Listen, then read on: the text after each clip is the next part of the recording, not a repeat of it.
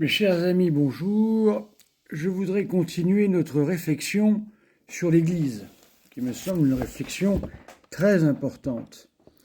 Lorsque je pose la question à certains catholiques de savoir où est l'Église, car c'est bien là le problème que nous rencontrons, l'Église est introuvable. Elle a disparu, elle s'est éclipsée, on ne sait pas où elle est. Alors, un auditeur répond, est-ce par provocation ou pas, je ne sais pas, en tous les cas, cela alimente le débat. Quand je dis où est l'Église, il répond, ah, elle n'est surtout pas à Rome.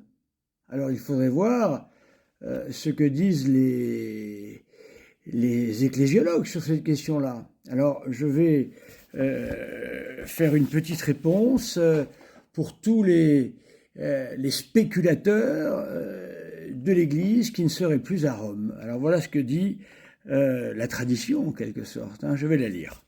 L'Église de Rome est la seule à posséder toutes les conditions requises à la catholicité et par sa seule visibilité, indépendamment de l'argument d'autorité que fournissent les Écritures, cette note montre à la face du monde entier que cette Église a bien été fondée par Dieu. Quand on vient dire que Rome est dirigée est devenue une loge maçonnique, eh bien, on s'en prend à l'Église elle-même, en quelque sorte, sans aucune nuance. Voyez-vous, lorsque l'on vient dire que le pape est un antéchrist, il y a aussi quelques problèmes ici qui s'opposent à tout cela. Je continue. Tout d'abord, si l'on entend la catholicité au sens que nous venons d'indiquer, comme le fait que l'Église se répande de façon simultanée et constante dans le monde entier, ça c'est la phrase de Bossuet, on voit tout de suite que cette note a appartenu en propre à l'Église de Rome dès ses premières origines. C'est aussi une réponse ici aux évangéliques qui ne veulent pas admettre l'existence de l'Église. L'Église catholique romaine qui est à Rome. Je continue. Puisque c'est dès ces moments que cette Église a reçu le nom de catholique. Donc nous avons ici une preuve historique extrêmement puissante. C'est à Rome, avec l'Église de Rome, que l'Église a été pour la première fois appelée catholique, dont on l'a ensuite désignée comme de son propre nom. Ce qui veut dire qu'il y a une union parfaite, une identification parfaite, j'irais même jusqu'à dire une identification ontologique entre l'Église de Rome et l'Église fondée par notre Seigneur Jésus-Christ. Elle est historique et elle est démontrée par les faits. Et de fait, tout le monde l'a toujours appelée ainsi jusqu'aujourd'hui. Si ça, c'est pas de la tradition, qu'est-ce que c'est? Et quand on utilise cette expression, on entend du moins clairement l'Église de Rome. En effet, qui ne penserait pas tout de suite à notre Église en entendant parler de l'Église catholique ou en lisant cette expression? Quel est le catholique, où qu'il soit, qui aurait besoin de davantage de précision? Comme si la religion indiquée, sous ce nom, pouvait lui rester encore équivoque. Et malheureusement, nous voyons que, dans les milieux sédévacantistes, dans les milieux lefévristes, évidemment dans les milieux évangéliques, tout ça n'est pas clair, puisque c'est équivoque. Ce que saint Augustin écrivait en parlant de l'Église de Rome est toujours resté parfaitement vrai jusqu'à notre époque. Ça veut dire que c'est indiscutable. On ne peut pas le discuter. Sinon, c'est comme les premiers principes. Voilà, on ne peut pas remettre en cause les premiers principes. Remettre en cause que l'Église catholique fondée par notre Seigneur Jésus-Christ est l'Église de Rome, eh bien, à ce moment-là, on remet en cause un premier principe, comme le principe d'identité. Voilà. Une chose ne peut pas être cette chose et son contraire en même temps. Ce n'est pas possible. Ce que dit saint Augustin, donc, en parlant de l'Église de Rome, est toujours resté parfaitement vrai jusqu'à notre époque. Je trouve bien assez de garanties qui me retiennent dans le sein de l'Église catholique. Ce qui me frappe, c'est la chair de pierre. C'est aussi cette imposante succession du sacerdoce qui s'étend jusqu'à l'épiscopat d'aujourd'hui. Je crois que les sédévacantistes aujourd'hui remettent en cause cela. Il faudra s'y atteler. Ce qui me frappe enfin, c'est ce nom de catholique que seule l'Église a conservé à bon droit au sein de cette multitude d'hérésies. Et apparemment, ça continue. Je le sais, tous les hérétiques ont la prétention de se dire catholiques. Mais quand un étranger se présente et demande « Où est le peuple catholique ?» C'est la question que je pose à nos amis.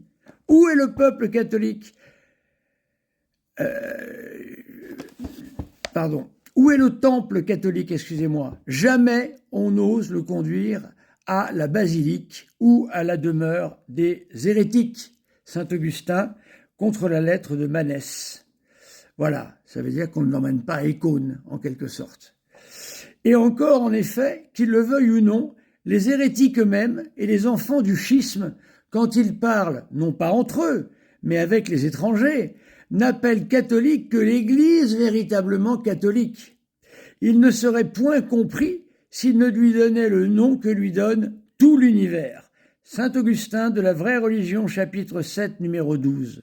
Or, un simple fait, comme celui-ci, suffirait déjà amplement pour appuyer notre démonstration, puisque lorsque dans le monde entier on s'accorde sans aucune contestation à donner un sens précis à un nom, celui-ci ne peut pas s'avérer faux.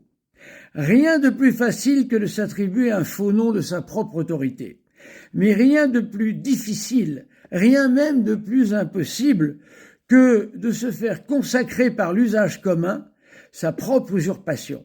Sans doute la secte gréco-russe se présente-t-elle comme l'Église orthodoxe, mais elle est la seule à se désigner ainsi. D'autres s'intitulent évangéliques, nous les connaissons, réformés, nous les connaissons, apostoliques, nous les connaissons, toutes les églises liées aux sédévacantistes, nous les connaissons, et ainsi de suite. Mais tout le monde les appelle protestants et pas autrement. C'est une règle générale, toutes les sectes ont deux noms, l'un qu'elles se donnent et l'autre qu'on leur donne. En revanche, notre Église s'appelle catholique et tout le monde l'a toujours désigné ainsi comme son nom propre. Loin d'être une usurpation, ce nom correspond donc à la vérité et c'est pourquoi l'Église de Rome à elle seule a eu dès le début et possède toujours le caractère de la note visible de la catholicité. Vous voyez, mes amis, ici que lorsque l'on demande où est l'Église et que l'on s'appuie sur un document de deuxième catégorie par rapport à des documents comme un concile, comme des encycliques, comme un certain nombre de choses très sérieuses, on s'appuie sur Mélanie, le secret de Mélanie, avec ce terme d'église éclipsée. Qu'est-ce que ça veut dire ? Voilà. Quand on lit tout ça, je ne comprends pas ce que cela veut dire. Donc, mes amis, venir dire que l'Église catholique est devenue une secte de francs-maçons, c'est remettre en cause l'indéfectibilité de l'Église, c'est-à-dire ce que notre Seigneur Jésus-Christ nous a promis. Qui vous écoute, m'écoute.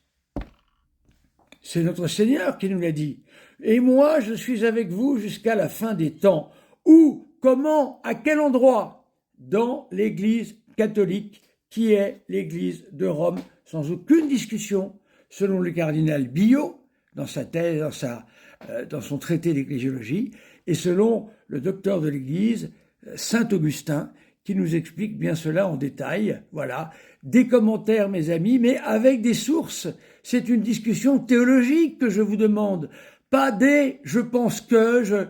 Il y a beaucoup de médiums parmi nombre de sédévacantistes, lefévristes, qui sentent des choses. « Ah, mais je sens que votre ordination n'est pas valide ». J'ai entendu ça dernièrement.